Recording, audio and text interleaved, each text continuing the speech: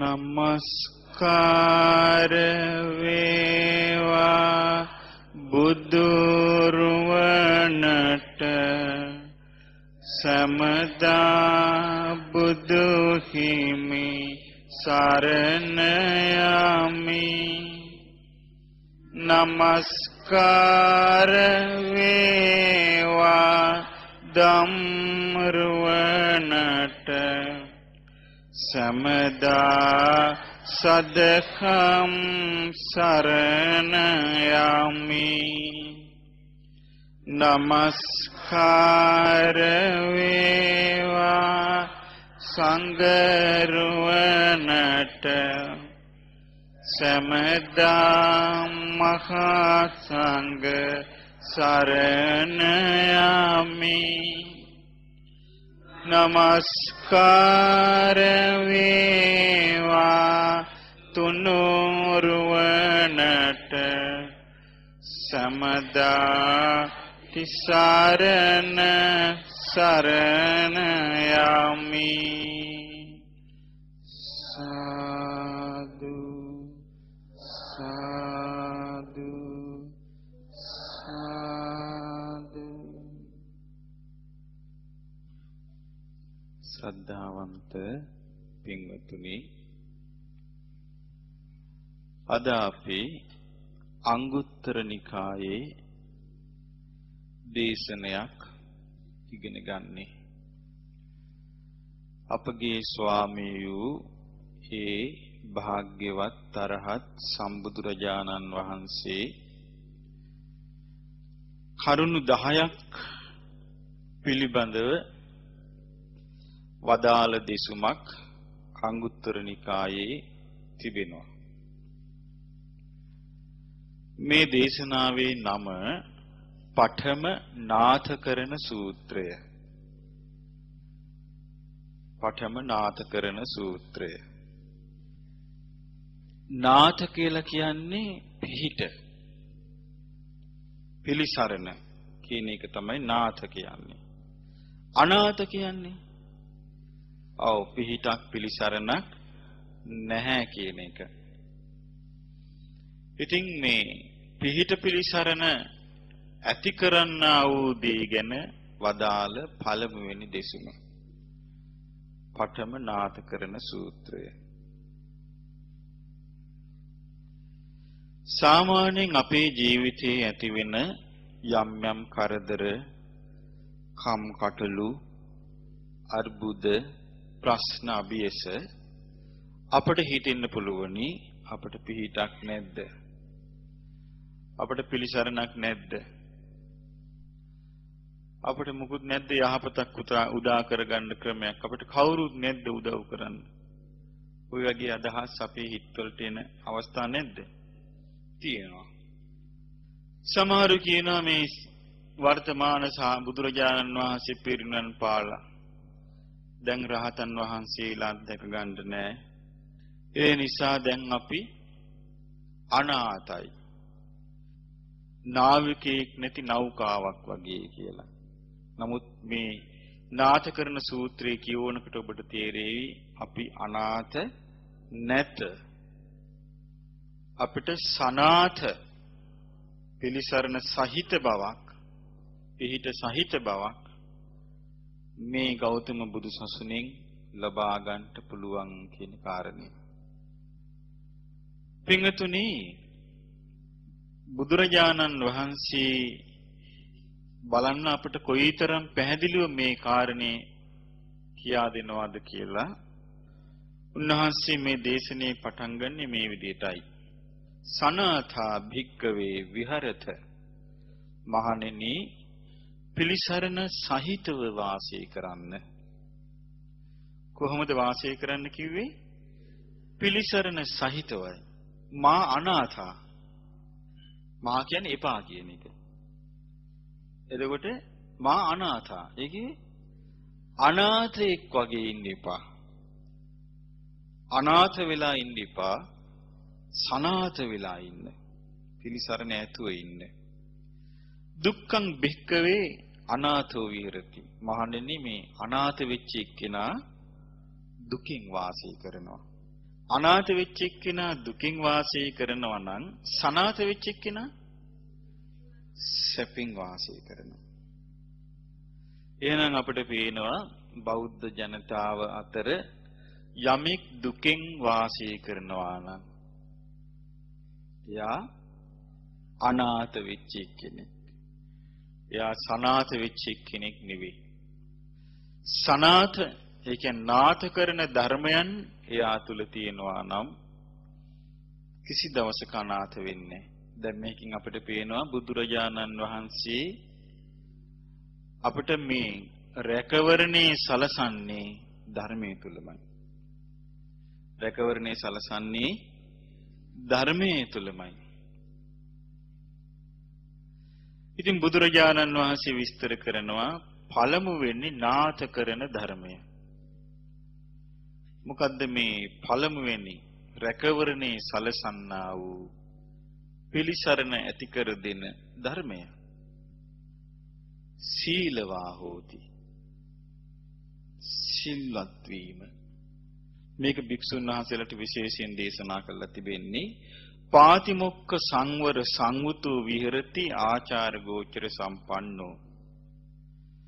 පාතිමොක්ඛ සංවර සංවර ප්‍රාතිමෝක්ෂ සංවර සීලයෙන් යුක්තව වාසය කරනවලු. ප්‍රාතිමෝක්ෂ සංවර සීලය කියන්නේ මොකක්ද? අහලා තියෙනවද? ඔව්. පාමොක්ඛ ප්‍රාතිමොක්ඛ කියලා කියන්නේ මූලිකවම පිහිට ආධාර පිණිස පවතින සීලය. ප්‍රාතිමෝක්ෂ සංවර සීලයට තව වචනයක් තියෙනවා. ආදි බ්‍රහ්මචර්යයක සීලය. මොකද්ද ප්‍රාතිමෝක්ෂ සංවර සීලයට කියන්නේ? ආදි බ්‍රහ්මචර්යයක සීලය. බ්‍රහ්මචර්ය කියන්නේ නිවනට කියන නමක්. ආදි කියන්නේ මුල් වෙන. එතකොට කොහොමද දෙන්නේ? නිවනට මුල් වෙන සීලය. එතකොට ආදි බ්‍රහ්මචර්යයක සීලය. මේ ප්‍රාතිමෝක්ෂ සංවර සීලය කියන්නේ ඒකේ තියෙනවා. සාමාන්‍යයෙන් අපි ගත්තොත් ගිහි පිරිසගේ නිවනට මුල් වෙන සීලය තමයි ප්‍රාණඝාතයෙන් වෙන් වෙලා ඉන්න ඕන, සොරකමෙන් වෙන් වෙලා ඉන්න ඕන, වැරදි කාම සේවනයෙන් වෙන් වෙලා ඉන්න ඕන, බොරු කීමෙන් වෙන් වෙලා ඉන්න ඕන, මත්පැන් මත්ද්‍රව්‍ය භාවිතයෙන් වෙන් වෙලා සිටින්න ඕනේ. සාමාන්‍ය ජීවිතයේදී ඒක යාට උපකාර වෙනවා. ඊට පස්සේ ගිහි කෙනාත් රහතන් වහන්සේලා අනුගමනය කරමින් උපෝසත සීලයන්හි හික්මෙන්නට ඕන. පැවිදි කෙනා ප්‍රාතිමෝක්ෂ සංවර සීලයේදී එයා ආරක්ෂා කරන්න තියෙනවා පිරිසිදු බ්‍රහ්මචාරී බව. බඹසර කිලුටුනොත් ප්‍රාතිමෝක්ෂ සංවර සීලෙ බිඳෙනවා. බුදුරජාණන් වහන්සේ ඒක පෙන්වා දෙන්නේ මේ තල් ගහක කරටිය කැඩුනා වගේ කියනවා. තල් ගහක කරටිය කැඩුනොත් මොකද වෙන්නේ? කිසි දවසක ඒක හැදෙන්නේ නැහැ. ඉතින් භික්ෂුවක් පරාජිකා වුණොත් බඹසර කිලුටු වීමෙන් එයාට ඒ ස්වરૂපෙන් ඉඳගෙන කිසි දවසක නිවන් අවබෝධ කරන්න බෑ. මොකද හේතුව පරාජිකාපත්තියකටපත් වෙච්ච ගමන් ගිහියෙකුටත් වඩා පහළට වැටෙනවා. එතනදී ගිහියා ශ්‍රේෂ්ඨයි. තිසරණ පන්සිල් තියෙන ගිහි කෙනා ශ්‍රේෂ්ඨයි. මොකද අරයට තිසරණෙත් නැහැ, සීලෙත් නැහැ. එතකොට ඊළඟට ප්‍රාතිමෝක්ෂ සංවර සීලෙ බින්දිනවා සොරකමින්. සොරකම ගැන පෙන්වා දෙනවා ඒ දඬුවම් ලැබිය යුතු ආකාරය, රටින් පිටමං කළ යුතු ආකාරය, සොරෙක් කියලා ප්‍රබල ලෙස චෝදනා කරන්න පුළුවන් ආකාරයේ සොරකමකට සම්බන්ධ වුණොත් ප්‍රාතිමෝක්ෂ සංවර සීලෙ බින්දිනවා. බිදිච්ච ගමන් මහානකමින් චුත වෙනවා. එතකොට ඒකට මොකද්ද කියන්නේ? පරාජිකා වෙනවා කියලා. ඊළඟට මනුෂ්‍ය ඝාතනයකට සම්බන්ධ වුණොත් උපන් මිනිස් කලලේ ඉඳලා අවසානයේ මරණදී සිටින මිනිසයා දක්වා මනුෂ්‍ය ඝාතනයකට සම්බන්ධ වුණොත් පරාජිකා වෙනවා. මහානකම නැති වෙනවා. ඉතින් බුදුරජාණන් වහන්සේ එක එක උපමා වලින් පෙන්වනවා. මහණෙනි ලොකු ගලක් දෙකට කැඩුනහම ආයෙත් තිබෙච්ච විදිහට ඒ ගල හදන්න පුළුවන්ද කියලා අහනවා. ඒ වගේ වළඳක් කුඩු වුණාම ආයි පැරණි විදිහට ඒක හදන්න පුළුවන්ද කියලා අහනවා. ඒ වගේ කියනවා මේ පරාජිකා වුණාම. ඊළඟට තියෙනවා මේ මාර්ගඵල නොලබා ධ්‍යාන අභිඥා මාර්ගඵල තියෙනවා කියලා පෙනී හිටීමේ. බොරුවට පෙනී හිටීමෙනුත් පරාජිකා වෙනවා. ඊළඟට තියෙනවා දැන් ඔය කියේ ප්‍රධාන ශික්ෂාපද 4යි. ඒවට කියන්නේ සතර පරාජිකා. එයින් එකකටපත් වෙච්ච ගමන් එයා භික්ෂුවක් නෙවෙයි.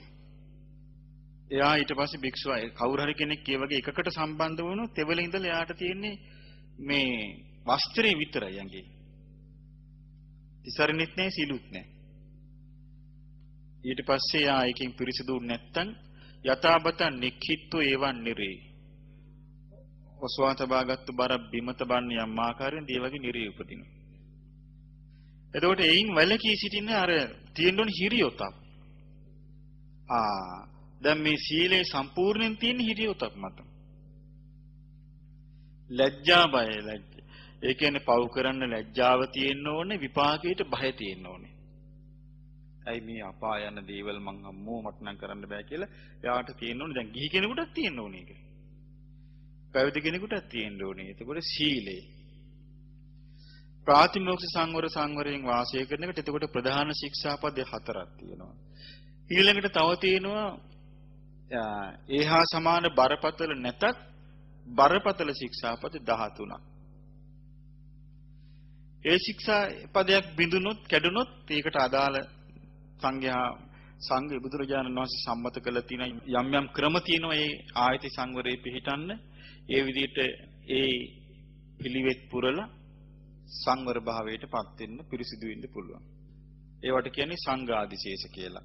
සංඝයා ඉදිරි යටහත් පහත්කම් දක්වලා සංඝයාගෙන් අවසර අරගෙන ඒ ආයමත් පිරිවෙස් මානත් ආදී පුරලා පිරිසිදු සංඝයා විසින් ආයතියව සංඝයාට ඇතුල් කරගන්නවා. ඒවට කියන්නේ ඒ ආපත් වලට මොනවද කියන්නේ? සංඝාදිශේෂ. ඒකට පරාජිකා සංඝාදිශේෂ බරපතල ආපත්‍ති. තව තියෙනවා ආපත්‍ති ඒ තමයි නිස්සග්ගී පාචිත්‍ය කියලා. ඒ කියන්නේ සමහර වැරදි තියෙන ඒවා නිදහස් වෙන්න තියෙන්නේ ඒවා අතහැරීමෙන්. දැන් අපි ගත්තොත් මුදල් පරිහරණය අපි ගමු. පිරිසිදු උපසම්පදාවක් තියෙන භික්ෂුවක් මුදල් පරිහරණය කරන මොහොතක් පාසා නිස්සග්ගී පාචිත්‍ය ආපත්‍යක් සිද්ධ වෙනවා. ඒකෙන් පිරිසිදු වෙන්න බෑ යාට. ඒක අත්හරින්න නැතුව. ඒක අතහැරලා ඒ ආපත්‍ය දේශනා කළාම පිරිසිදු වෙනවා. මේ වගේ තියෙනවා මේ නිස්සග්ගී පාචිත. ඒ බලන්න එතකොට බුදුරජාණන් වහන්සේ මේ හැම එකකම වළක්වලා තියෙන්නේ පැවිදි වෙච්ච එක්කෙනා ධර්මයෙන් පිට යන එකයි වළක්වලා තියෙන්නේ ශික්ෂාපදවලින්. එතකොට මේ නිස්සග්ගී පාචිත්‍ය 30ක් තියෙනවා. ඊළඟට තව තියෙනවා පචිති කියලා සාමාන්‍යයෙන් ඒත් වැරදි 92ක් තියෙනවා. ඊළඟට තියෙනවා පාඨදේශිනී 4ක් තියෙනවා. අනියත 2ක් තියෙනවා. සීකියා 75ක් තියෙනවා. ඒ ශික්ෂාපද 220ක් තියෙනවා. ප්‍රාතිමෝක්ෂ සංවර සීලේ. ඊළඟට මේ අර්බුද හටගත්තාම අර්බුදයට පාලියෙන් කියන වචනේ අධිකරණය. අධිකරණ සමත. අධිකරණ සමත කියන්නේ අර්බුද සංසිඳ වීමේ බුදුරජාණන් වහන්සේ පෙන්වා දීලා තියෙනවා ක්‍රම 7ක්. ඒකට කියනවා සප්ත අධිකරණ කියලා. දැන් ඔය අපේ රටේ ඒ අධිකරණ කියන වචනේ පාවිච්චි වෙන්නේ ගොඩාක් විට අර්ථය නොදැනයි. නියමෝචන වෙන්න ඕනේ. දැන් අපි අධිකරණ ශාලාව අධිකරණය කියනෝනේ. ඒකේ තේරුම අර්බුද ශාලාව කියන එක. ඒක නියම වචනින් ඕනේ ඒක නෙමෙයි. අධිකරණ සමත ශාලාව. අධිකරණ සමතය. එහෙනම් දැන් අපේ රටේ සමහර ආස්තවල නායක හාමුදුරුවන්ට නායකයන් දෙනවා අධිකරණ නායක. අර්බුද උපදවන්නාගේ නායක. ඒ වචනේ වෙන්න ඕනේ එහෙම නෙමෙයි. කොහොමද වෙන්න ඕනේ? අධිකරණ සමත නායක. ඔව්. එතකොට නියම අර්ථය තියෙන්නේ. දැන් අර්ථය දන්නේ නැතුව අපේ රටේ වචන පාවිච්චි වෙන හැටි. මහා අධිකරණය කියන විශාල අර්බුදය කියන එක. මහා අධිකරණ සමතේ වෙන්න ඕනේ. එතකොට ඒක නියම අර්ථය තියෙනවා. එතකොට ඒ අධිකරණ සමත 7ක් තියෙනවා. එතකොට ශික්ෂාපද 227යි. මේ ශික්ෂාපද 227 ආසාර සංවර කරන අතරේ පාතිමොක්ඛ සංවර සංවුතෝ විහෙරති ප්‍රාතිමොක්ඛ ශික්ෂාපදෙන් සංවර වෙලා වාසය කරලා ආචාර ගෝචර සම්පන්නෝ තව තියෙනවා ශික්ෂාපද. ඒවට කියන්නේ ආභි සමාචාරික ශික්ෂා කියලා. ඒ කියන්නේ ආචාරගෝ ඇවත් සාමාන්‍යයෙන් ආචාර අවතුම් පැවතුම් යහපත් වීමට උපකාර වෙන ශික්ෂාපද. එවෙන් යුක්ත වාසය කරනකොට කොහොමද ආයක දිනු කරන්න තියෙන්නේ? අනුමත්තේසු වජ්ජේසු භය දස්සාවි. ඒ කිව්වේ අනුමාත්‍ර වරදි බිය දකිමින් සික්ඛති සික්ඛාපදේසු ශික්ෂාපදයන්හි හික්මෙනවා. ඒකයි සීලවා කියන එකේ තේරුම. සාමාන්‍යයෙන් කෙනෙකුට මේ එළවලු බති වළඳනවා දැකලා සිල්වත් කෙනෙක්. සිල්වත් කෙනෙක් කියලා ලෝකෙට පෙන්වුවට දැන් දැක්කනේ ශික්ෂාපද ටික. මේ ශික්ෂාපද දැනගන්න කම්ම සිල්වත් කෙනා හොයන්න බෑ. දැන් බැරිද එළවලු බති කමින් ওই ශික්ෂාපද ටික කඩන්න. දැක්කනේ එතකොට එළවලු බති හුවා දක්වන්න පුළුවන් දුසිල් කෙනා.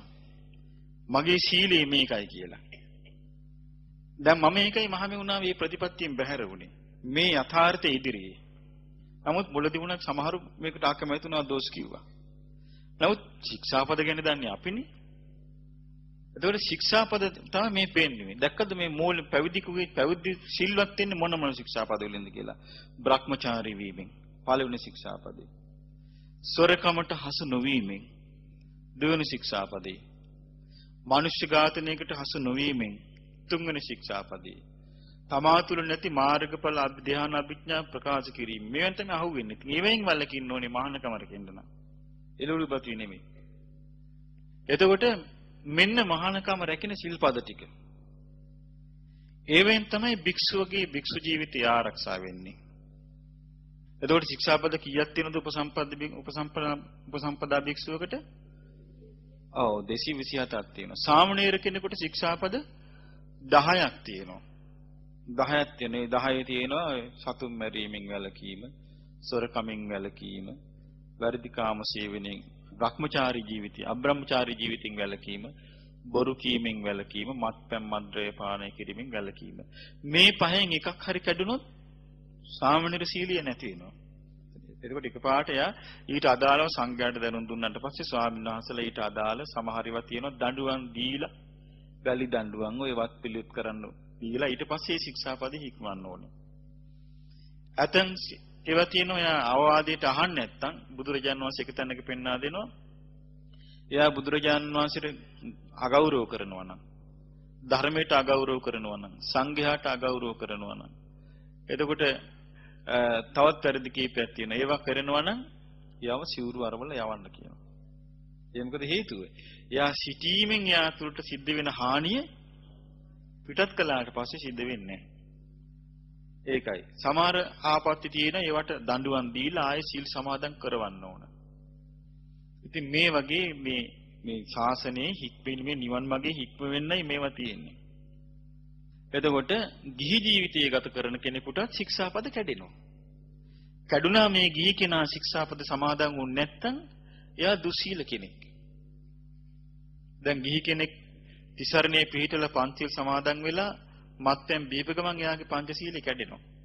එයා එතකොට ආයමත් මේ ශික්ෂාපද ආරක්ෂා කරන්න ඕනේ, එයින් වෙන් වෙන්න ඕනේ. ඒක කරන්න හොඳ නැහැ. ඒ ගිහි කෙනත් බොරු කීමෙන් වළකින්න ඕනේ. වැරදි කාමසේවනේ ඒ ශික්ෂාපද කැඩෙනවා. සමාදන් වූ ශික්ෂාපද කැඩුනහම එයාට පව් රැස් වෙනවා. එතකොට පව් රැස් නොවි පිරිසිදු සීලයක හික්මෙන්න ඕනේ. ඒක මොකද්ද? පළවෙනි නාත කරන ධර්මයයි. මනාකොට ශික්ෂාපද ආරක්ෂා කිරීම Taman පිළිසරණ ඇති කරගන්නා වූ පළවෙනි කාරණයයි. බලන්න කොච්චර පැහැදිලිද කියලා මේ ධර්මයේ. දැන් බාහිර ලෝකයෙන් පිළිසරණ ඉල්ලීමක්ද මේකේ තියෙන්නේ. දැන් බලන්න කොච්චර වෙනස්ද කියලා. Taman මේ ශික්ෂාපද මනාකොට ආරක්ෂා කිරීමෙන් ඒ පිළිසරණ ඇති කරගන්නේ. ඒක පළවෙනි නාත කරන ධර්මයයි. මේක කියන එකට ඔබට තේරෙනවා ඇති ලංකාවේ කී දෙනෙකුට ලංකාව අනාථද නාථද කියලා. ඔව් මේ සිල්පදේ විස්තර කරද්දි තේරෙනවා ඇති. එතකොට මේවෙන් තමයි බුදුසසුන රකින්න තියෙන්නේ. එන කිසිම දෙයකින් බුදුසසුන රකින්න නම් බෑ. මොකද බුදුසසුන රකින්න ගන්න සෑම බාහිර දෙයක්ම බලාගෙන ඉඳිද්දි පුස්ස බින්ද වගේ නැතු යනවා. ඒ මොකද හේතුව සසුනේ බුදුසසුනේ පෙන්වා දෙනවා මේ ආරක්ෂක පීවරවල්. දැන් මේ පඨම නාත කරන සූත්‍රය ඒකට හොඳම සාධකයක්. මේක තමයි නියම බුදුසසුන රැකීමේ නියම ව්‍යවස්ථාව මේ තියෙන්නේ. මේ පළවෙනි එක තමයි සිල්වත් වීම. හිරියොතබ්දකින් යුතුව අනුමාත වර්ධී බය දකිමින් වාසය කිරීම. දෙවෙනි එක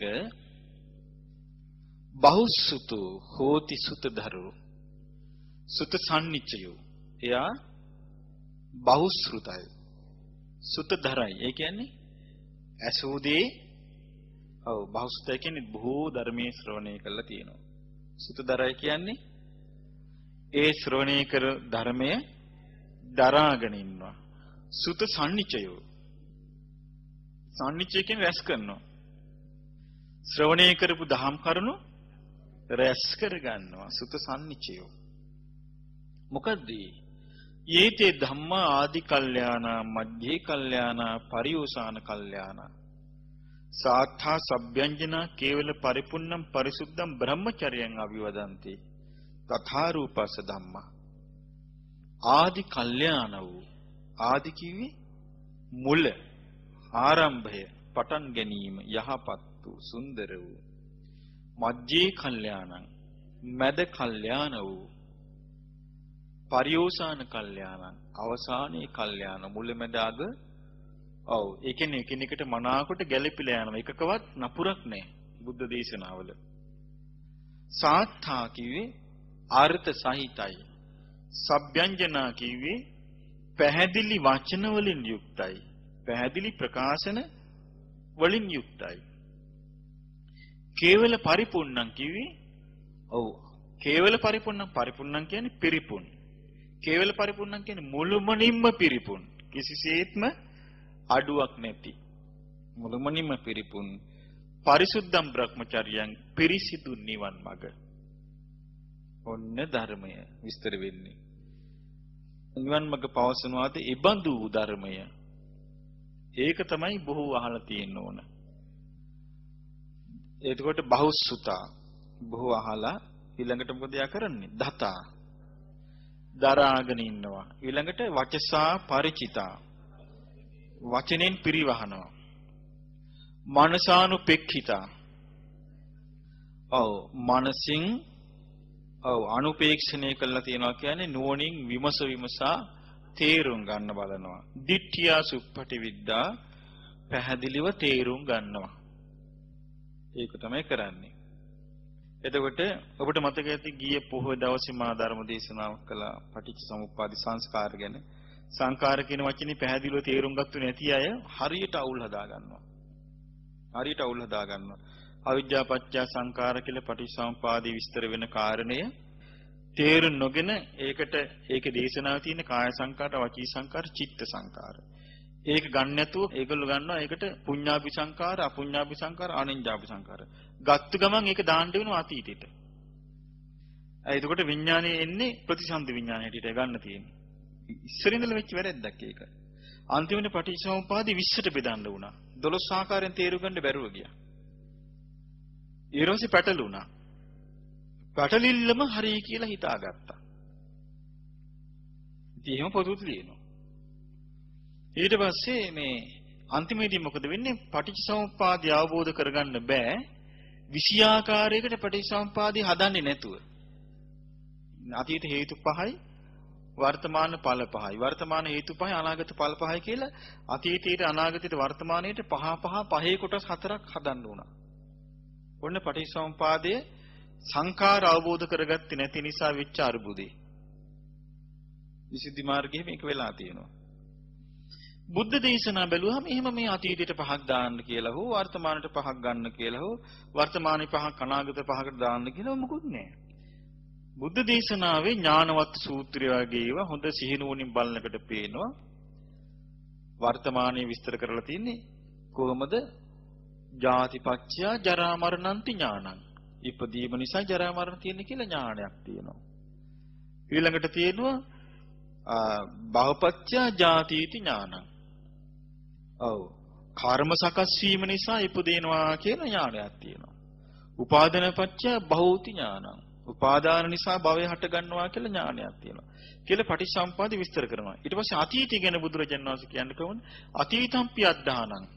අතීත කාලයේදී ජාතිපච්චය ජරා මරණ. අතීත කාලයේදී භවපච්චය ජාති. අතීත කාලයේදී උපාදානපච්චය භව. අතීත කාලයේදී තණ්හාපච්චය උපාදානං. අතීත කාලයේදී වේදනාපච්චය තණ්හා. අතීත කාලයේදී පස්සපච්චය වේදනා. අතීත කාලයේදී සලආයතන පත්‍ය පස්සු. අතීත කාලයේදීත් නාම රූප පත්‍ය සලආයතනං. අතීත කාලයේදීත් විඥාන පත්‍ය නාම රූපං. අතීත කාලයේදීත් සංකාර පත්‍ය විඥානං. අතීත කාලයේදීත් අවිද්‍යා පත්‍ය සංඛාරා. ඒතර අතීතයට 12 ආකාර පටිච්චසමුපාදේ. වර්තමානට 12 ආකාර පටිච්චසමුපාදේ. අනාගතම්පි අද්දානං කියලා අනාගත කාලයට 12 ආකාර පටිච්චසමුපාදේ. මම මේ සූත්‍ර කීවද්දි කල්පනා කළා මේ අපි 20ක් පටලවගෙන තියෙන්නේ මේ මොකද? බුද්ධ දේශනාවලින් පෙනුනේ මේ පටලවගෙන තියෙන සංඛාර කියන වචනෙටයි. සංඛාර පැටලෙනවා. පැටලි යනවා. එක්කෙනෙක් කිව්වම සංඛාර මේකයි කියලා ඒකට පැටලෙනවා. ඊළඟ එක්කෙනා කිව්වම නෑ ඕක නෙමේ සංඛාර මේකයි කියලා ඒකට පැටලෙනවා. ඊළඟ එක්කෙනා කිව්වම නෑ ඕක නෙමේ සංඛාර මේකයි කියලා ඒකට පැටලෙනවා. ඇයි? Tamanට පිහිටි ශ්‍රද්ධාවක් නෑ. Taman ශ්‍රද්ධාවේ පිහිටලා නෑ. ඇයි? බහුශෘත නෑ. ආන්න දැක්කනේ. බෞද්ධතනම් පටලවන්න බැහැනේ කාටවත් එහෙම. හොඳට බුද්ධ දේශනා බැලුවම තේරෙන්නේ නෑ. එහෙම පටලෙන්න කිසි හේතුවක් නෑ. බුද්ධ දේශනාවේ පැහැදිලිව විස්තර කරලා තියෙනවා. එතකොට ඒක බැලුවට පස්සේ තේරෙනවා නෑ. එහෙනම් අර පුඤ්ඤාභි සංඛාරානිජ්ජපසාකාර ආයත වෙන්නේ ඔව් ඉපදීමට ප්‍රත්‍ය වෙන්නයි. භවපච්චයා ජාති. ඉත්තා පැහැදිලි. පංච පාදානස්කන්ධේ වෙනම බලන්න ඕන එක. බුදුරජාණන් වහන්සේ පෙන්වා දීලා තියෙන පංච පාදානස්කන්ධය බැලීමේදී කොහොමද? ස්පර්ශයේ ප්‍රත්‍යයෙන් සංස්කාර. ඔව්. එතකොට ස්පර්ශයේ ප්‍රත්‍යයෙන් සංඥා, ස්පර්ශයේ ප්‍රත්‍යයෙන් වේද. ඒ විදිහට බලන්න කියලා. ඇයි ඒ? සංකිට්ඨේන. සංකිට්ඨේන. ඒක අමතක වෙනවා කට්ටියට. සංකිට්ඨේන කියන්නේ මොකද්ද? හකුලුවා කීම. හකුලුවා කීම තමයි පංච පාදානස්කන්ධය. හකුලුවා කීමයි විස්තර කිරීමෙන් පටලව ගන්නවා ඊට පස්සේ. ඒක දෙආකාරයකින් බලන්න ඕන කියලා තේරුම් ගන්න නැහැ. සංකිට්ඨේන පංච පාදානස්කන්ධා දුක්ඛ කියන එකේ සංස්කාර කියන්නේ චේතනාකාය කියලා විස්තර කරලා තියෙන එක පටලව ගන්නවා. ඒ චේතනාකාය කියන එක කෙලින්ම සම්බන්ධ වෙන්නේ විපාක පිණිස කර්ම සකස් වීමට. භවය වෙන්නේ තැනට ඒක එන්නේ. ඉතින් අනිතික ඒකේ පංච පාදානස්කන්ධයට වෙනම විස්තර කරන විඥානයේ බීජයක් වගේ රූප වේදනා සංඥා සංකාර පොළොව වගේ තණ්හා වතුර වගේ ඒකේ වෙනම විස්තරයක් යනවා. එතකොට මේක අර සංක්ෂේපයෙන් විස්තර කරන එකයි මේ විස්තරිත දේශනාවයි පටලව ගන්නවා. මම නම් පටලවගෙන නැහැ. සමහර පටලව ගන්නවා. පටලවගෙන ඉතින් ඊට පස්සේ මේක අනාගෙන Tamanටත් තේරුම් බේරුම් ගන්න බැරුව ඊට පස්සේ මොකද ඒගොල්ලෝ කරන්නේ? වාදයක් හදනවා. වාදයක් හදන්නේ කොහොමද? උඹ වැරදි මම හරි. එක්ක මම වැරදි උඹ හරි. ඔව් දීපන් උත්තර. ඔහොම වාදේ හදනවා. ඉතින් මේ නිසා වෙලා තියෙන්නේ. මෙහෙම ඒකට හේතුව මොකද? ශ්‍රද්ධාවට පැමිණෙන්නේ නැතිකම තියෙන්නේ. ශ්‍රද්ධාවට පැමිණලා මනාවකට බලනවා නම් ඊටාම පැහැදිලිව මේවා තේරුම් ගන්න පුළුවන්කම තියෙනවා. දැන් කාය සංකාර, වචී සංකාර, චිත්ත සංකාර කියන එකේ චිත්ත සංකාර කියන්නේ සංඥා වේදනා කියලා පැහැදිලිව තියෙනවා. ඉතින් අවිද්‍යාපච්චය ඒවා. අවිද්‍යාසහගත සංඥාව නිසා නෙමෙයි අපි මේ මුලා වෙලා ඉන්නේ. අවිද්‍යාසහගත විඳීම නිසා නෙමෙයි අපිට මේ තණ්හාව හටගන්නේ. එතකොට තමයි මේ අවිද්‍යාසහගත විඥානයේ ක්‍රියාකාරීත්වය ඇසකරනාසි දිවකය මනසි තියෙන්නේ. අර විදියට බැලුවොත් ඒක පුඤ්ඤාභි සංඛාරා, පුඤ්ඤාභි සංඛාරා, අනිඤ්ඤාභි සංඛාර කියලා එහෙම නැත් ඒ බලපු ගමන් කෙලිම වැටෙන්නේ ඒක අතීතයට. ඒක කාය කර්ම, වචී කර්ම, මනෝ කර්ම කියලා ගන්න බැරි. මනෝ කර්මයන් එතන චිත්ත කියන වචනේ යොදන්නේ නැහැ. ඔව්, චේතන චිත්ත සංස්කාර කියන වචනේ තියෙනවා. ඉතින් ඒ නිසා මේ මම බොහෝ කාලයක් යෝනිසෝ මනසිකාරය යෙදিলা තමයි මේක තේරුම් ගත්තේ. මෙහෙට එන්නේ යෝනිසෝ මනසිකාරය බොහෝ කාලයක් යෙදিলা නෙමෙයිනේ. යෝනිසෝ මනසිකාරය දෙන්න පුහුණු වෙන්නයි. භාවනා වැඩසටහනකට සම්බන්ධ වෙන්නේ යෝනිසෝ මනසිකාරය යෙදීමට පුහුණු වීම පිණිසයි. ඉතින් පුහුණු වෙන එක්කෙනාට උමනා වෙන්න ඕනේ ඒ පැහැදිලිවම බුද්ධ වචනේ කෙරෙහි ශ්‍රද්ධාවක්. ශ්‍රද්ධාව නැතුව වැටුඩ හිටියාම කියන එකට පැටලි යනවා. ඔය තණ්හාවට සංකාර කියනෝනේ. ඒක කියනවා අවිජ්ජා සම්පස්සජේන භික්කවේ වේරීතස්ස පුට්ඨස්ස uppajjati තණ්හා. තතෝ ජෝසෝ සංකාරෝ. අවිද්‍යාවෙන් සහගත ස්පර්ශයෙන් හටගත් වේදනාවෙන් උපදිනවා තණ්හාව. එයින් තමයි මේ සංස්කාරය හටගන්නේ කියලා. ඒක තණ්හාවට සංස්කාරය කියනවා. ඒක බලන්න මේ ඉතින් සංස්කාර කියන වචනේ අපි කොච්චර බහුශ්‍රృత භාවයක් තියෙන්න ඕනද මේක තේරුම් ගන්න. ඒ නිසා අර සාමාන්‍යයෙන් අපි අර නැටි අල්ලගෙන පාගන්න නැතුව නැටි පාග ගන්නවා කියලා කියන්නේ ඔකටනේ. තවත් කවුරු හරි කියන එකක් ක්‍රියාකාරීව නොයමුසා කීමට මොකද්ද කියන්නේ? නැටි පාගනවා කියලා කියන්නේ. නැටි පාගන්න නැතුව බහුශ්‍රృత වෙන්න ඕනේ. බහුශ්‍රృత වීම තුල තමයි ඒ ධර්මයේ තමන්ට නිවැරදිව තේරුම් ගන්න පුළුවන් වෙන්නේ. නැත්තම් මේක නාටකරන ධර්මයක් වෙන්නේ කොහොමද? බහුශ්‍රృత භාවය මොකද්ද? දෙවෙනි නාටකරන ධර්මයයි. ඒ කියන්නේ තමන්ව අනාථ නොවන ආකාරයට තමන්ව පිහිටවන ධර්මයේ තමයි නාටකරන ධර්ම. මට මතකයි එක්තරා සමහර අවස්ථාවලදී සමහර චීවරධාරීන් කියනවා තරුණයන්ට මහාන වෙන්න දෙන්න එපා. නාටකරන ධර්ම නැති එක්කිනා බය වෙනවා කියපු ගමන් තරුණිය මහණු කරදරේ වැටීද? භාවනා කරන්න එපා. මගපල් ලබන්න එපා. චීවරධාරීන් කියනවා දැන්. එතකොට මේ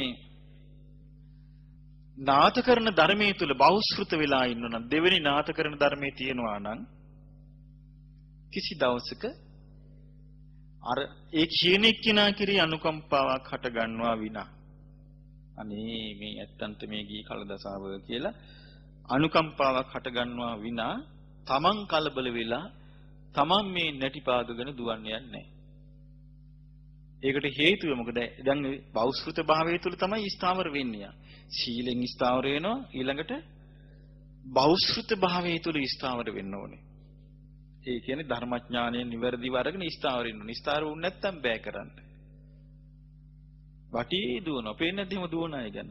දන්නේ නැද්ද? දුවනවා වටේ. දුවන ගම මෙහෙත් තියෙනවා. මේ හරහත් දුවනවා. ඔව්. ඒ මොකද? නාථ කරන ධර්මයන් නැතිකම. නාථ කරන ධර්මයන් තිබුණා නම් ඒ වටේ දිවිල්ල නැති වෙලා ලස්සනට යා ධර්මයට එනවා. නාථ කරන ධර්මයන්ගේ දෙවෙනි කාරණේ තමයි බෞද්ධ බව. ඒක හරිය වටිනවා. දැන් මම බුදුරජාණන් වහන්සේගේ ධර්මයට මම ලක්ෂ කෝටි වාරයක් নমස්කාර කරනවා. මොකද හේතුව? මම ආද කෙලින් ඉන්නේ ඒ නාථ කරන ධර්මය නිසා. එතකොට මේ නාථ කරන ධර්මය ඕනේ අපිට. තුන්වෙනි නාථ කරන ධර්මය තමයි කල්යාණ මිත්‍රෝ හෝති. කල්යාණ සහායෝ කල්යාණ සම්පවංකෝ. කලන මිතුරන් ඇති බව. කල්යාණ මිත්‍ර යහළුවන් ඇති බව. කල්යාණ මිත්‍ර යහළුවන් හා නැඹුරු වී සිටින බව. කල්යාණ මිත්‍රය හෘද සාක්ෂියට එකඟව ගෞතම බුදුසසුනේ චතුරාර්ය සත්‍ය ධර්මය අවබෝධ කිරීම පිණිස ධර්මය හැසිරෙන කෙනෙක්. ඉන් බැහැර කෙනෙකුට කල්යාණ මිත්‍රයා කියලා යොදන්නේ කොහොමද කියලා මට තේරෙන්නේ නැහැ. අටුවාවල නම් යොදලා තියෙනවා. ඒක එහෙම යොදන්න පුළුවන්කමක් තියෙනවා කියන එක දේශනාවට අනුව මට තේරෙන්නේ. අටුවාවල බෞද්ධ කියන්නේ ධර්මයේ ගොඩාක් ඉගෙන ගත්ත එක්කිනාටත් කල්යාණ මිත්‍රයා කියලා යොදනවා. ධර්මයේ ගොඩාක් ඉගෙන ගත්ත පමණින් කල්යාණ මිත්‍රයා කියලා යොදන්න මම නම් කැමති නෑ. එයාට තියෙන්න ඕනි ආකල්ප සම්පත්තියක්. ආකල්ප සම්පත්තියක් හැටියට දැන් ධර්මයේ ගොඩාක් ඉගෙනගෙන දහම් දැනුමක් තියෙනවා කියමු. ඒ දහම් දැනුම පිළිබඳව යෝනිසෝ මනසිකාරය යෙදිලා අර බෞද්ධ භාවය කියන එක ඇති වෙලා තියෙන්න ඕන. දිට්ඨිය සුප්පටි විද්දා. ඔව්.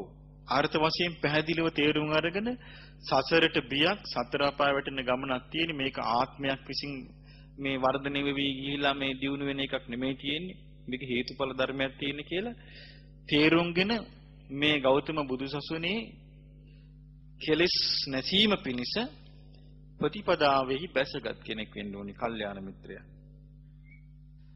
අන්නේ කල්යාණ මිත්‍රයා තමයි මම නම් කල්යාණ මිත්‍රයා හැටියට සලකන්නේ. ඔබ සලකන්නේ කාවද? මම නම් ඒක නෑ තමයි සලකන්නේ. ඔව්.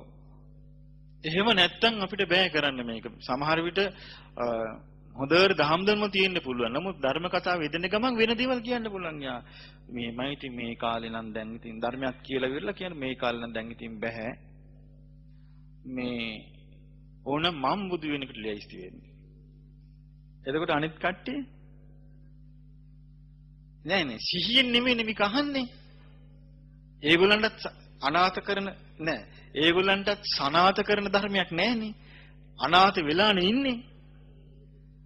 ඒගොල්ලෝ මොකද කරන්නේ? එක් පැහැර හඬින් සාදුකාර දෙනවා. දීලා ඒ මතේ එල්ලෙනවා. මොකද හේතුව?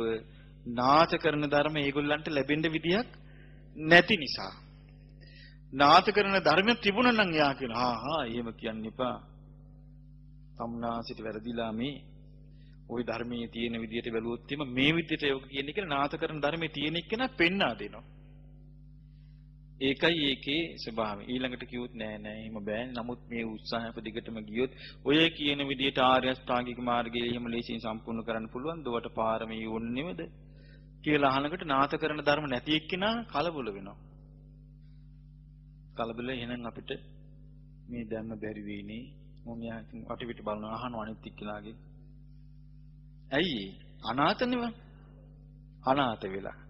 කල්යාණ මිත්‍රයන් නියම විදියට හම්බ වුණා නම් අනාථ වෙන්නේ නැහැ.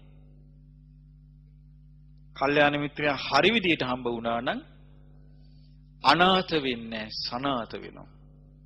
බලන්න මිහිඳු මහරහතන් වහන්සේ ලංකාවට කල්යාණ මිත්‍රෙක් වුණේ නැද්ද? අන්න කල්යාණ මිත්‍රයා. ඇයි? සමස්ත බුද්ධ ශාසනයම ලාංකීය ජනතාව පිළි අරගෙන ප්‍රතිඵල ලබාගෙන රහතන් වහන්සේලා හැමතැනම බිහි වුණා. කල්යාණ මිත්‍රය නෙමෙයිද? කල්යාණ මිත්‍රයා අන්න. කල්යාණ මිත්‍රයා කියන්නේ අන්න ඊ ධර්ම මාර්ගෙ පෙන්වන. අපි කියමු මෙහෙම කෙනෙක් බොහොම ආදරේ තව කෙනෙකුට. ඇඳුම් අරන් දෙනවා. කන්න බොන්න දෙනවා. නවාතැන් දෙනවා. බේස්ටේ දෙනවා. ඉතින් අනිත් බොහොම ප්‍රශංසා කරනවා. අප්පා මෙයා හරි හොඳයි මනුස්සකම් තියෙනවා. ඇත්ත තමයි මනුස්සකම් තියෙනවා. අපි කියමු එයා කන්න බොන්න දෙනවා. ඇඳුම් පැළඳුම් දෙනවා. යාන වාහනක් දුන්න කියමු. නමුත් එයා කයෙන් වැරදි කරන එකට වචනෙන් වැරදි කරන හිතින් වැරදි කරන එකට ඒක හදන්න දන්නේ නැහැ. එතකොට එයා එක පැත්තකින් ප්‍රශංසා වුණාට ප්‍රශංසා ලැබිය යුතු වුණාට අනිත් පැත්තෙන් ගරහා ලැබිය යුතුයි. හේතුව මොකද? එයා ප්‍රශංසා කළා එයා උදව් කරලා තියෙන්නේ කෑමෙන් බීමෙන් ඇඳීමෙන් පැළඳීමෙන් විතරයි. ඇයි එයාගේ ජීවිතේට පරලෝක උපකාර වුණ දෙයින් උදව් කළා නැහැ.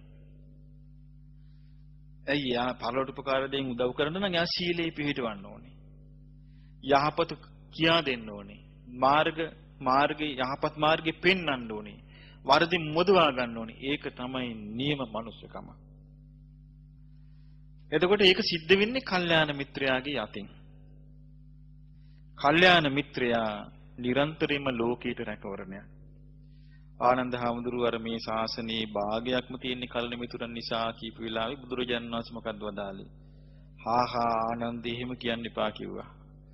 මේ බුද්ධ ශාසනයම පවතින්නේ කල්යාණ මිත්‍රයන් මත කිව්වා. එතකොට කල්යාණ මිත්‍රය වෙන්නේ කවුද? මේ චතුරාර්ය සත්‍ය ඉක්මනින් අවබෝධ කර ගැනීම පිණිස මාර්ගයේ ප්‍රතිපදාව පෙන්වන කෙනා. මේකෙදි මාර්ගයේ ප්‍රතිපදාව පෙන්වන නිසා Tamanට ලකුණු දාගෙන ගියොත් හරි අමාරුවක් වැටෙනවා. මට අවබෝධ වුණා. මම මගපල් ලැබුවා. මගේ ළඟට වරින් කෙටි ක්‍රම තියෙනවා. මං කියා දෙන්නම්. කල්යාණ මිත්‍රයා කියලා මම නම් කියන්නේ නැහැ යාට. එයාට එහෙම කියන්න බැරි මොකද? කල්යාණ මිත්‍රය කවදාවත් එහෙම කියන්නේ නැහැ. කල්යාණ මිත්‍රයා බුදුරජාණන් වහන්සේව හඳුන්වා දෙනවා ගුණ වශයෙන් තේරුම් ගන්න හැටි.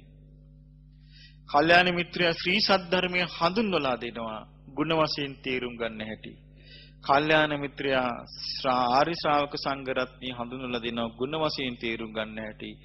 මාර්ග ප්‍රතිපදාවත් බුද්ධ දේශනාවේ තිබෙන ආකාරයේ කල්යාණ මිත්‍රයා කියලා දෙනවා රහස් බණ තියාගන්නේ නැහැ. සමහර විට කෙනෙක් කියෙන්න පුළුවන් මේ රහස් බණ මේ ස්වාමීන් වහන්සේ මේ වෙනම විශේෂ අවබෝධයක් වෙලා තියෙනවා. මේ ස්වාමීන් වහන්සේ ළඟට තමයි අපි යන්න ඕන. එතකොට මේ ස්වාමීන් වහන්සේ කාටවත් නොකියන විශේෂ කරුණු තියෙනවා. කිට්ටු වෙලා යාළු වෙලා අහගන්න ඕන. කල්යාණ මිත්‍රයාද? කල්යාණ මිත්‍ර නෙමෙයි මොකක් හරි උප්පරවැට්ටියක්. ධර්ම මාර්ගයේ තුල එව්ව නැහැ. කල්යාණ මිත්‍රයා නම් මොකද කරන්නේ කල්යාණ මිත්‍රයා? ධර්මයක් විනයත් විවෘත කරනවා. විවටෝ විරෝචති. නෝ පටිච්චන්නෝ. විවෘත වුණාමයි බබලන්නේ, සැඟ වුණාම නොවේ. එතකොට කල්යාණ මිත්‍රයා ධර්මයක් විනයත් විවෘත කරනවා. එයා තමයි කල්යාණ මිත්‍රයා. කල්යාණ මිත්‍රයා සසරේ බය දකිමින් ධර්මයේ හැසිරෙනවා, ධර්මයේ කියා දෙනවා. එතකොට මේ යමෙකුට මේ බඳු කල්යාණ මිත්‍රයන් ඇසුරක් තියෙනවා නම් මොකක්ද ඒක? තුන්වන නාත කරන ධර්මයයි.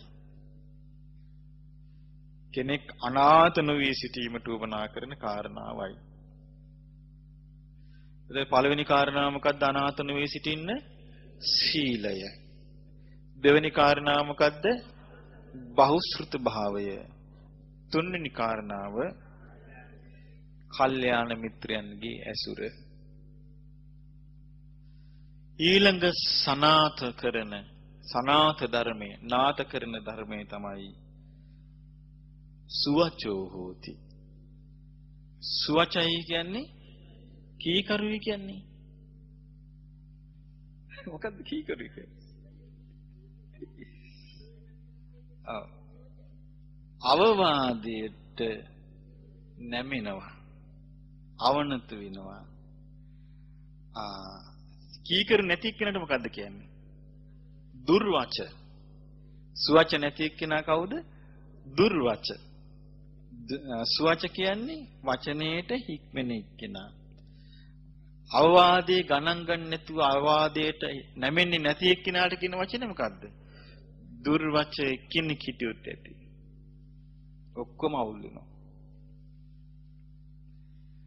සෝවචස්ස කරණේහි ධම්මේහි සමන්නාගතෝ කමෝ පදක්ඛින ගාහි අනුශාසනෙන්. මෙන්න හතරවෙනි නාථ කරන ධර්මයෙන් මේක බොහොම දුර්ලභ එකක්.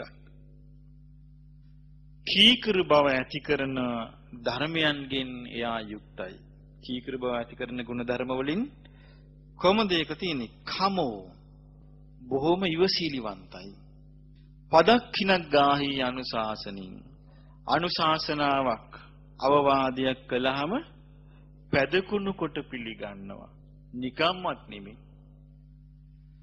පැදකුණු කොට පිළිගන්නවා. මේ හරි දුර්ලභයි මෙවැනි උතුම් පුද්ගලයන් සොයාගන්න එක. එතකොට ඒක තමයි සුවච. අවවාදයක් කළාම ගණන් නොගෙන ඉන්නවනම් ඕනෑ කියපන් මං ගණන් ගන්නෑ කියලා අහගෙන ඉන්න ඔයා. අහගෙන ඉඳලත් කියනවා කිව්වට කමන්නේ මං ගණන් ගන්නෑ කියලා. එහෙමයි නැද්ද? ඒ අයට කියන්නේ මොකද්ද? දුර්වචයි. දුර්වච එක්කෙනෙක් හිටියොත් ඇති. අවුල හදනවා. සුවචය දකින්න මේ සෑම කෙනෙක්ම දකින්නත් පින් කරන්න ඕනේ. එච්චරටම යහපත් අය ගැන මේ කියන්නේ. සනාත ධර්මනේ. කියන්නේ අනාථ නොවන කාරණාවක්. බලන්නකෝ දැන් බුද්ධ දේශනාවල තියෙනවා මහණෙනි අප්‍රමාදී වෙන්න. මේකේ ඉක්මනට ඈතර වෙන්න. ඊළඟට තියෙනවා මහණෙනි මේ චතුරාර්ය සත්‍ය අවබෝධ කරගන්න. මේකට මේ වචනේට ගරු කරනවා නම් නේද සුවච? එහෙම නැතු මොන චතුරාර්ය සත්‍යද? චතුරාර්ය සත්‍ය කියලා මෙන්න කියාගෙන එනවා. කියලා බයින්වයි කියමු. එතකොට සුවචද දුර්වචද? අන්ත දුර්වචයි. ඊට පස්සේ ඒ දුර්වච කෙනා සමාජයටත් පිළිලයක්. තමන්ව තමන්ටත් පිළිලයක්. ඒ නිසා ඒක අනාථකරණයක්. සනාථකරණයක් නෙවෙයි. නාථකරණ ධර්මයක් නෙවෙයි. නාථකරණ ධර්මයේ වෙන්නේ ධර්මයට විනයට අවනත වීම. අනුශාසනාව පැදකුණු කොට පිළිගැනීම. අවවාදයක් කළාම ගර්භුමන් සහිතව ඒ අවවාදේ පිළිගන්නවා නම් දියුණු වෙනවා. දියුණු වෙනවාමයි. ඒකින් වලකින්නේ නැහැ.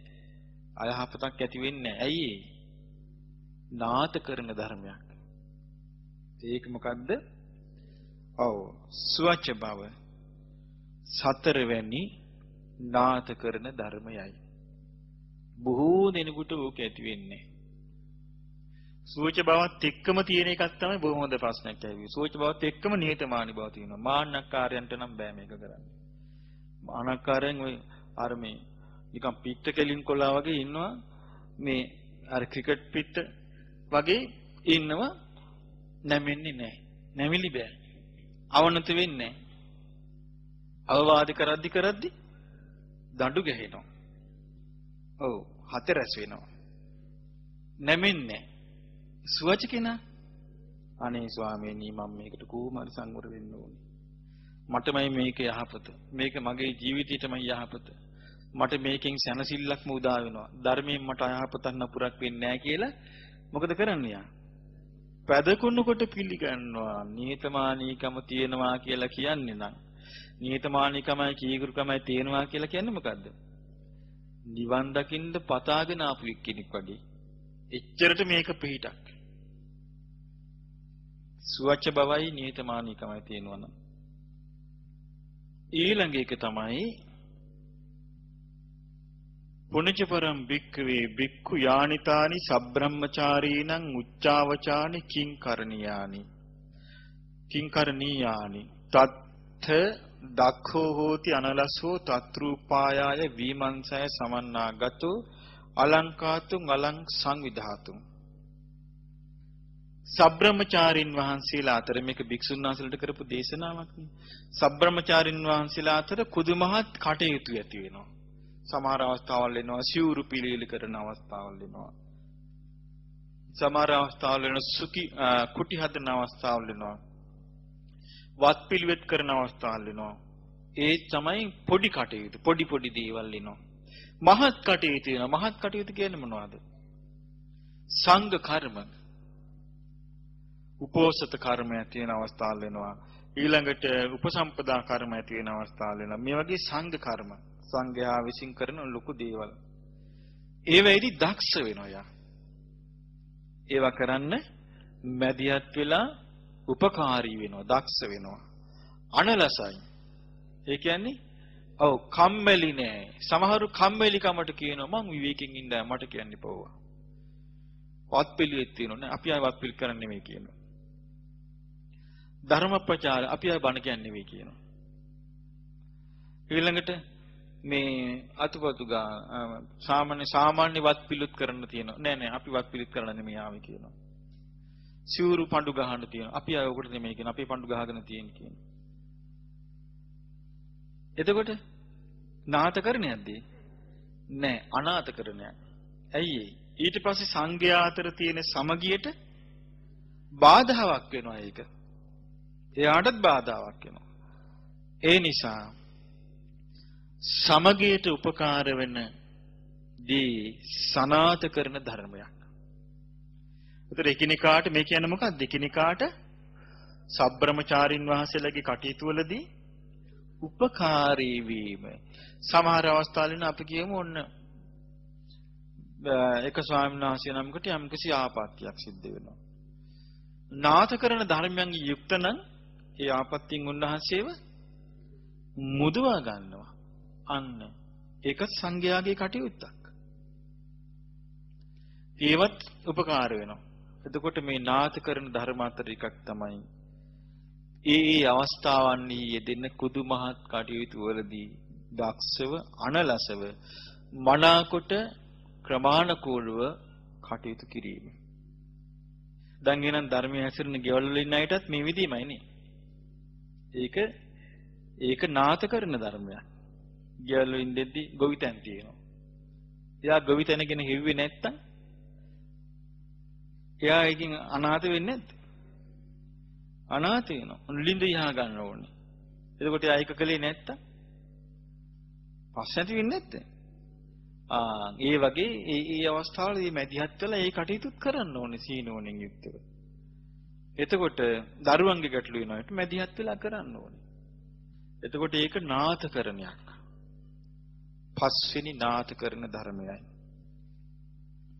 හයවෙනි නාථකරණ ධර්මයේ තමයි පුනච පරම් භික්ඛවේ භික්ඛු ධම්මකාමෝ. ධම්මකාමෝ කිව්වේ ධර්මයට බොහෝම කැමති ප්‍රිය සමුදාහාරෝ කියන්නේ අනිත් අයට ධර්මයේ කියා දෙන්න කැමති නාථකරණ ධර්මයක්. තමනුත් ධර්මයට කැමති ධර්මය අනුන්ට කියලා දෙන්නත් කැමති නාථකරණ ධර්මයක්. අභිධම්මේ අභිවිනයේ උලාර පාමොජ්ජෝ. අභිධම්මේ කිව්වේ සත්‍තිස් බෝධිපාක්ෂික ධර්ම ගැන. මොනවද?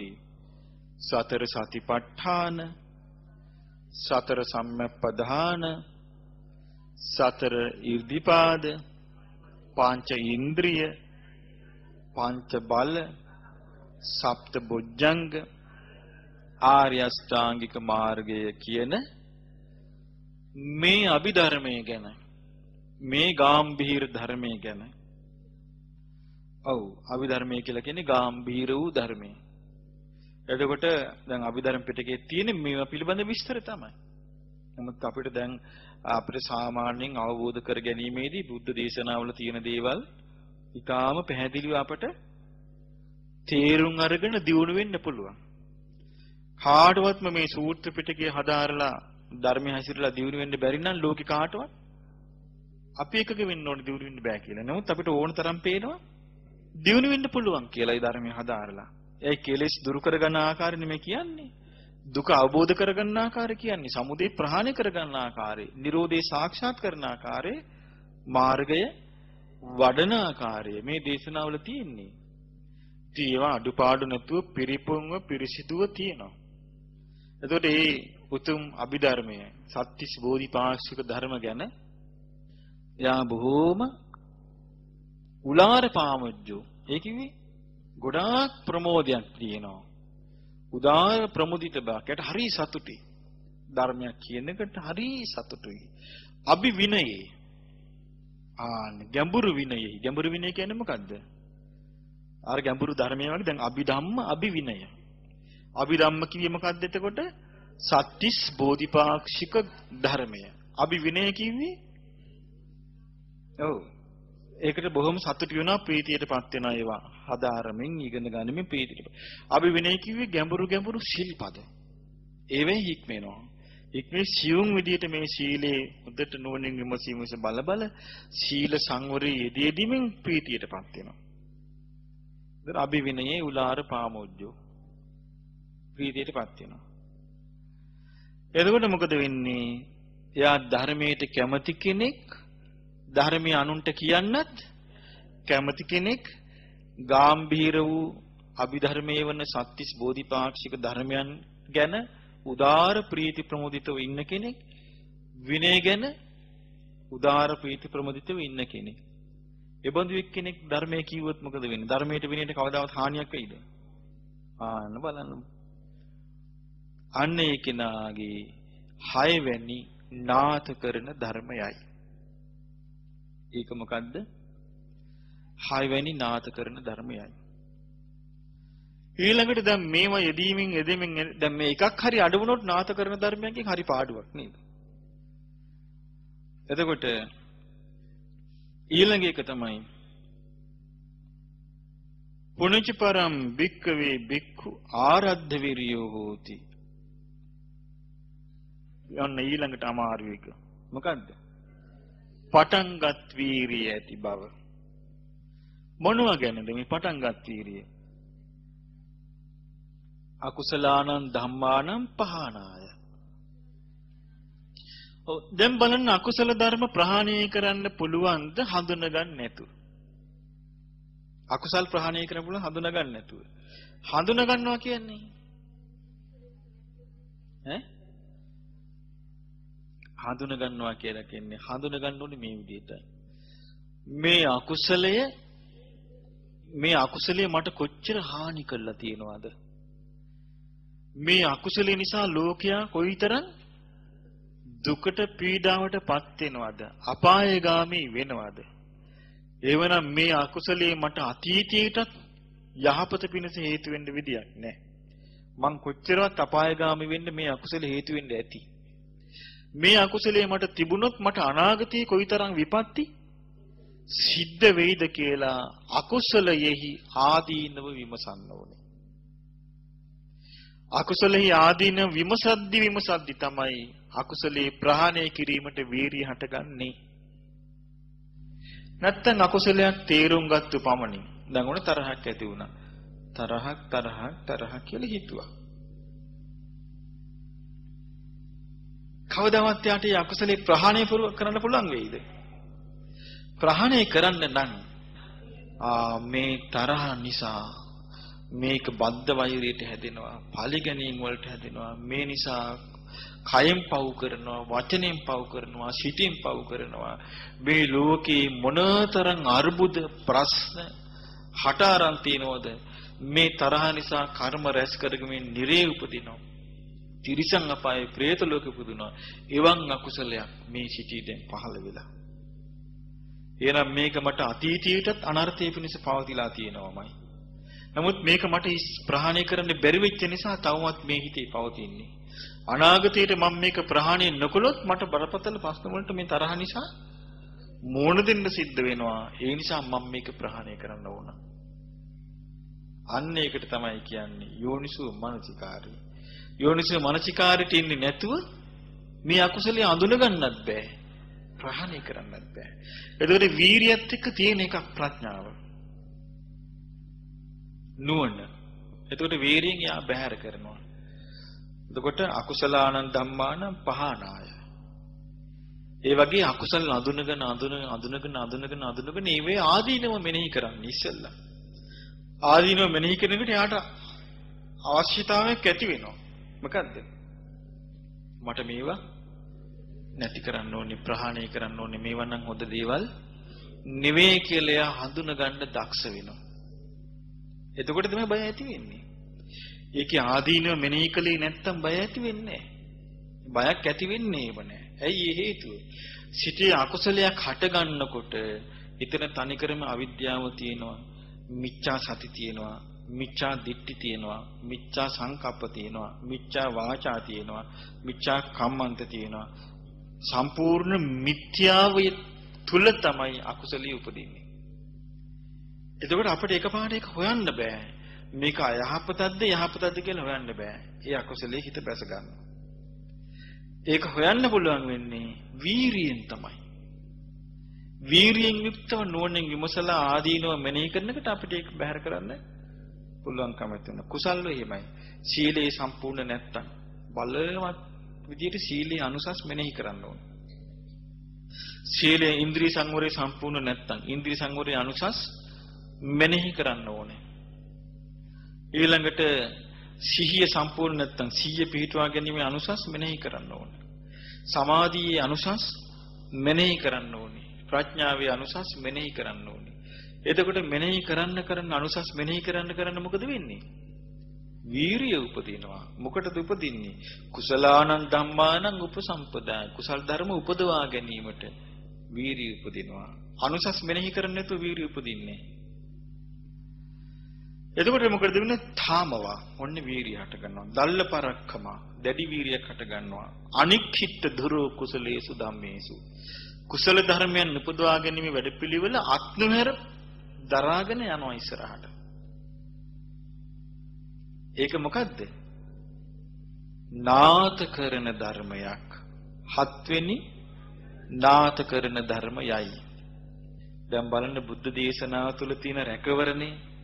දැන් සාමාන්‍යයෙන් අනිත් ආගම් වල නම් නොපෙනෙන ලෝකෙට ගිහිල්ලා නොපෙනෙන ලෝකෙ දිහා බලාගෙන අහස පේන්නේ නැහැ නේ. ඔහි බලාගෙන අත් දෙක උස්සගෙන ඊළන්නේ මේවත් නෙමෙයිනේ. ඊළන්නේ එක දේවාලකට ඔය කේල් ගෙඩියක් දෙකක් දිවුල් කෑල්ල රතු මාල් ටිකක් පාට පහේ මාල් ටිකක් ගෙනිච්චාම ඉතින් හරි වැඩි නාත කරන. නමුත් මේ නාත කරන්නේ එහෙම බෑ. මේක තමයි නියම නාත කරන ධර්ම.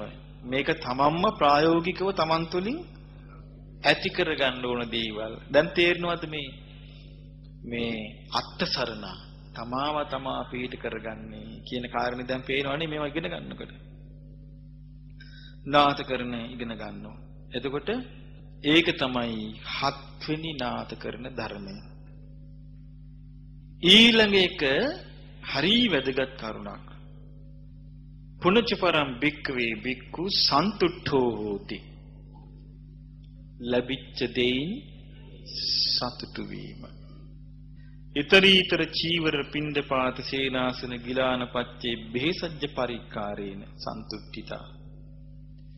ලැබිච්ච දෙයින්, ලැබිච්ච සිවුරකින්, ලැබිච්ච දානකින්, ලැබිච්ච කුටියකින්, ලැබිච්ච බේත් හේත් වලින් සන්තෝෂ වෙනවා.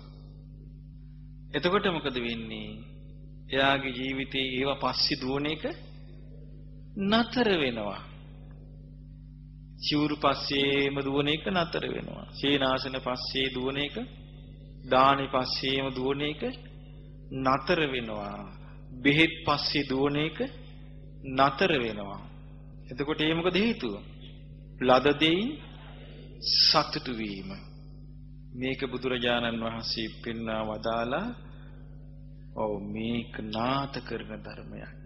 චීවර පින්ඩ පාත සේනාසන ගිලම්පස බෙහෙත් පිළිකරගෙන සතුටු වුණේ නැත්තම් ලද දෙයින් මොකද වෙන්නේ? අනාථ වෙනවා එයා. ඊට පස්සේ ආ පෙළඹෙනවා එක එක මිත්‍යා ආජීවයන්ට පෙළඹෙනවා. මේ කරුණ සම්පූර්ණ කරගන්න මිත්‍යා ආජීවයන්ට පෙළඹෙනවා. පෙළඹිලා මිත්‍යා ආජීවයෙන් මිල මුදල් හරි හම්බ කරගන්න කල්පනා කරනවා. කුඹුරු අතු පිටි වවන්න කල්පනා කරනවා. වෙන වෙන ක්‍රම වලින් වෙලෙහෙල දාම් කරන්න කල්පනා කරනවා. යාන වාහන විකුණන්න වෙලදම් කරන්න කල්පනා කරනවා. නොඑක ආකාරයේ ගණදින වලට පෙළඹෙනවා. මොකද ලද දෙයින් සතුටු වෙන්න බැරි කම. එතකොට ලද දෙයින් සතුටු වුණොත් එයා බොහොම සරල ජීවිතයකට පුරුදු වෙනවා. ඒ සරල ජීවිතේ මොකද්ද? නාත කරන ධර්මයක්. ඒක නාත කරන ධර්මයක්. නවවෙනි කරුණ සතිමා හෝති. සිහිය ඇති එක්කෙනෙක්. පරමේන සති නේපක්කේන සමන්නාගතෝ. නේපක්ක කියන වචනේ තේරුම අවස්ථාවෝචිත ප්‍රඥාව. නේපක්ක කියන්නේ ඒකට අපි කියනවා ස්ථානෝචිත ප්‍රඥාව කියනවා. අවස්ථාවෝචිත ප්‍රඥාව කියනවා. එතකොට තැනට සුදුසු නුවණින් යුතු සිහිය. බලන්න ලස්සන වචනේ. පරමේන සති නේපක්කේන සමන්නාගතෝ. උතුම් වූ තැනට සුදුසු නුවණ ඇති සිහියෙන් යුතු වීම. ඒක නාත කරන ධර්මයක් කියනවා. චිර කතම්පි චිර භාසිතම්පි සරිතා අනුසරිතා. බොහෝ කරපු දේවල් කියාපු දේවල් සිහි කරන්න නෝනෙන් නැවත සිහි කරන්න පුළුවන්. ඒතර ඒ කෙනාට තමන්ව ඒකෙන් බැරිද මනාකොට ක්‍රමානුකූලව සකස් කරගන්න? පුළුවන්. සමහර ඉන්නවා මේ කියනවා මේ ආමතකයි. මේ කියනවා මේ අවවාද කරනවා මේ මතකට ඇති වෙනවා. ඒතර තමන්ගේ ජීවිතය සම්බන්ධයෙන් උනත් තාපස්සට බලලා තමන්ට හරි වැරද්ද තෝරගන්න බෑ. තෝරගන්න පුළුවන් වෙනවා මේ සිහියේ මනාකොට තියෙනවා නම්. ඒතර මේ සිහිය තියෙන කෙනා කායානුපස්සනා, වේදනානුපස්සනා, චිත්තානුපස්සනා, ධම්මානුපස්සනාවේ යෙදෙන කෙනෙක්. එතකොට මේ සිහිය තියෙන කෙනාගේ ඒක නාත කරන ධර්මයක්. දැන් බුදුරජාණන් වහන්සේගේ කාලේ මේ සිහිය ගොඩාක් බලපානවා. දැන් අපිට තියෙන්නේ පොතනේ.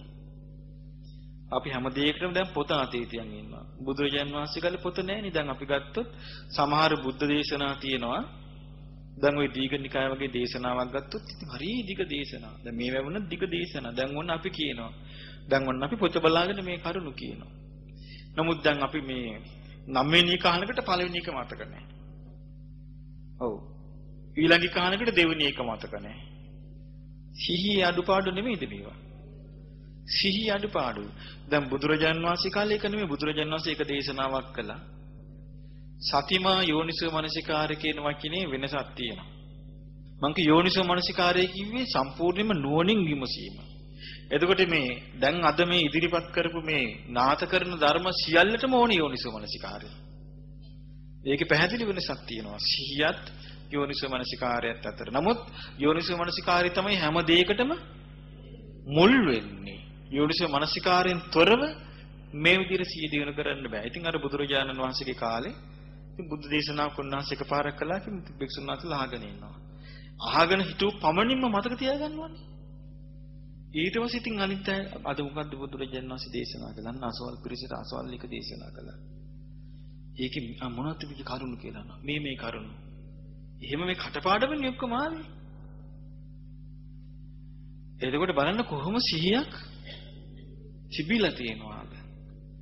කොහොම සිහියක් තිබිලා තියෙනවද? එතකොට ඒ සිහිය නාත කරන ධර්මයක්. ඊළඟ නාත කරන ධර්මයේ තමයි පුණජ පරම් භික්කවේ භික්ඛු පඤ්ඤවා හෝති. ප්‍රඥාවන්තයි උද්‍යත්තගාමිනියා පඤ්ඤාය සමන්නාගතෝ අරියාය නිබ්බේධිකාය සම්මා දුක්ඛක්ඛේ ගාමිනියා. අනිත්‍ය පිළිබඳව දකිනා ප්‍රඥාවෙන් යුක්තයි. ආර්ය වූ අවබෝධයෙන්ම කලකිරෙන මනාකොට දුක් ශේ කරන්නා වූ ප්‍රඥාව. එතකොට එහෙනම් මේ අනිත්‍ය කියන එක මොකක්ද? ඔව්. ඒ අනිත්‍ය පිළිබඳ ප්‍රඥාව කියන්නේ මොකද? අනිත්‍යයන් මේ මනාකොට දකිනවා නම් එයා දුකක් දකිනවා. අනිත්‍ය මනාකොට දකිනවා නම් දුකක් දකිනවා. අනාත්මයක් දකිනවා. අනිත්‍යයි දුකයි අනාත්මයි. අනිත්‍ය දකින්නේ නැත්නම් එයා දුක දකින්නේ නැහැ. අනිත්‍ය දකින්නේ නැත්නම් එයා අනාත්මය දකින්නේ නැහැ. ඇයි මේ වෙනස් වීම මත තමයි ඇතිවීම නැතිවීම මත තමයි දුක තියෙන්නේ. ඇතිවීම නැතිවීම මත තමයි තමාගේ වශයෙන් පවත්වා ගන්නට බැරි ස්වභාවය තියෙන්නේ. එහෙනම් එයා අනිත්‍ය තුල දුකක් දකිනවා අනාත්මයක් දකිනවා. එතකොට බුදුරජාණන් වහන්සේ පෙන්වා දෙන්නේ කොහොමද? අනිත්‍ය දුක්ඛ සංඤී. අනිත්‍ය දේ කෙරෙහි දුක් හඳුනා ගන්නවා. දුක්ඛී අනාත්ම සංඤී. දුක්ඛ දේ කෙරෙහි තමාගේ වශයෙන් පවත්වන්න බැරි බව දකිනවා. තමාගේ වශයෙන් පවත්වන්න පුළුවන් නම් දුකක් තියෙන විදිහක් නැහැනේ. ඒ තමන්ට ඕන ඕන හැටියට ඔක්කොම දැන් සෙට් කරලා ගන්න පුළුවන් නේ. එහෙම බෑනේ. අන්නේ නිසා අනිත්‍ය පිළිබඳ අවබෝධයමයි ප්‍රඥාව කියන්නේ. ඒ ප්‍රඥාව කියන කෙනා එතකොට යම් කිසි දෙයක් කෙරෙහි කලකිරෙනවා නම් කලකිරෙන්නේ අවබෝධයෙන්මයි. ඒක මේ ගිරව වගේ කලකිරෙන්නේ නැහැ. ගිරව වගේ කලකිරෙන්නේ නැහැ කියන්නේ ඔන්න එක්කෙනෙක් කියනවා මට කලකිරිලා ඉන්නේ. පාඩම් කරන අනිත් එක්කෙනා ඒක. එයාත් කියනවා මටත් කලකිරිලා ඉන්නේ. අනිත් එක්කෙනා කියනවා ඒකත් පාඩමින් මටත් කලකිරිලා ඉන්නේ. කලකිරිලා කියන බැලුවන පස්සේ අර කියාපු එක්කෙනා විතරයි කලකිරිලා තියෙන්නේ. ඉස්සෙල්ලා කියාපු එක්කෙනා විතරයි. අනිත් එක්කම කලකිරිලා තියෙන මොකෙන්ද? කටපාඩමින්. මේ කියන්නේ ඒක නෙමෙයි. ඔව් උද්‍යත්ත ගාමිනී ඇතිවීම නැතිවීම හට ගැනීම වෙනස් වීම මේ අනිත්‍යතාවය නුවණින් තේරුම් ගත්තු බව තමයි ප්‍රඥාව. අන්නේ ප්‍රඥා සම්පන්න බව මොකද්ද? නාත කරන ධර්මයක්. ඊට පස්සේ බුදුරජාණන් වහන්සේ වදාලා ඔන්න මහණෙනි දැන් ඉතින් සනාථා විහෙරත. මොකද්ද කිව්වේ? පිලිසරණ ඇතුව ඉන්න. දැන් ඉතින් පිලිසරණ ඇතුව ඉන්න. මා අනාථා. අනාථයෝ වගේ ඉන්න එපා. දුක්ඛම් භික්ඛවේ අනාථෝ විහෙරති. මහණෙනි අනාථ වුණොත් අනාථ වෙච්ච එක්කෙනා දුකින් ඉන්නේ. එතකොට බුදුරජාණන් වහන්සේ වදාලා ඉමේකෝ භික්ඛවේ දස නාත කරනා ධම්මා. මහණෙනි මේවා තමයි ඔව් පිළිසරණ ඇති කරන්නා වූ නාත කරන ධර්ම 10. බලන්න මේ ධර්ම 10ම අපි මලාට පස්සේද දිනු කරන්න තියෙන්නේ මේ ජීවිතේදී. දැක්කන්නේ මේ දේශනා එකක් පාසා පැහැදිලිව පේනවා. මේ නාත කරන නැති අනාථ වෙච්ච අයගේ බණ ඇසීමෙන් වෙච්ච අරුබුදේ මේ තියෙන රටේ. අනාථ වෙච්ච අයගේ බණ ඇසීම, අනාථ වෙච්ච අයගේ පොත් කියවීම. මිසක් මේ සනාත වීමක් නොලැබීමේ ශාපය උදා වෙලා තින්නේ නිසා. ඒ නිසා අපිට උවමනා කරන්න මොකද්ද? මේ නාත කරන ධර්මයන්ගෙන් යුක්ත වීමමයි. මේ නාත දැන් බලන්න මේ නාත කරන ධර්මයන් එකක් පාසා නුවණින් විමසා බලන්න හොඳ නිවනට සුදුස්සෙක් කරන්නේ නැද්ද මෙයාව? මෙයා නිවන් දකින්න සුදුස්සෙක් වෙනවා. ඇයි? හිරියොත දෙකින් යුතු මනා සිල්වතෙක්. පළවෙනි පිළිසරණ. ඊළඟට බුද්ධ දේශනා පිළිබඳ නිවැරදි දැනුම, බෞද්ධ භාවය. දෙවෙනි පිළිසරණ. කලන මිතුරන් ඇසුරු කරන බව. තුන්වෙනි පිළිසරණ. අවවාදයෙහි අනුශාසනාවෙහි පැදකුණු කොට පිළිගන්නා සුවච බව. හතරවෙනි පිළිසරණ. සබ්‍රමචාරින් වහන්සේලාගේ කුදුමහත් කටයුතු වලදී දක්ෂව මැදිහත් වීම. පස්වෙනි පිළිසරණ. ධර්මයට තමාත් කැමැතිව ධර්මය අනුන්ට දේශනා කරන්න කැමැතිව ගැඹුරු ධර්මයෙහි ගැඹුරු විනයෙහි උදාර ප්‍රමුදිත බවින් යුතු වීම. හයවෙනි පිළිසරණ. අකුසල් ප්‍රහාණය කිරීම පිණිසත් කුසල් උපදවා ගැනීම පිණිසත් නිරතුරුවම පවත්වන ලද වීරිය ඇති බව. හත්වෙනි පිළිසරණ. ඊළඟට ලද දෙයින් සතුටු වීම. චීවර, පිණ්ඩපාත, සේනාසන, ගිලම්පස, බෙහෙත් යන මේවා කෙරෙහි ලද දෙයින් සතුටු වීම. අටවෙනි පිළිසරණ. මනා සිහිනුවණින් යුතු වීම. නවවෙනි පිළිසරණ. ඊළඟට 10 අනිත්‍ය අවබෝධයේ ඇති බව නම් වූ ප්‍රඥාවෙන් යුක්ත වීම. 10 වෙනි පිළිසරණයි. මෙන්න මේ සරණ, මේ පිළිසරණ බලන්න අපිට බුදුරජාණන් වහන්සේගෙන් විනා වෙන කාගෙන් නම් ලබන්නද? කවුරුනම් අපිට මෙහෙම ධර්මයක් කියා දෙයිවිද? කවදානම් අහන්නද බුදුරජාණන් වහන්සේ මේව නොදාලසෙක් නම්? බලන්න මේකෙන් බුදුරජාණන් වහන්සේ කොයිතරම් පැහැදිලි ලෙස අපට මේ නාත කරන ධර්මයන් උගන්වා වදාරනවාද? ඉතින් ඒ නිසා මේ පින්වත් සීල දිනාටම මේ උතුම් නාත කරන දස නාත කරන ධර්මයන් තම තමන්ගේ ජීවිත තුල දියුණු කරගෙන අනාථ නොවි සනාථව මේ ගෞතම බුදු සසුනේදීම උතුම් චතුරාර්ය සත්‍ය ධර්මයේ අවබෝධ කර ගැනීමේ වාසනාව උදා කර ගනිත්වා.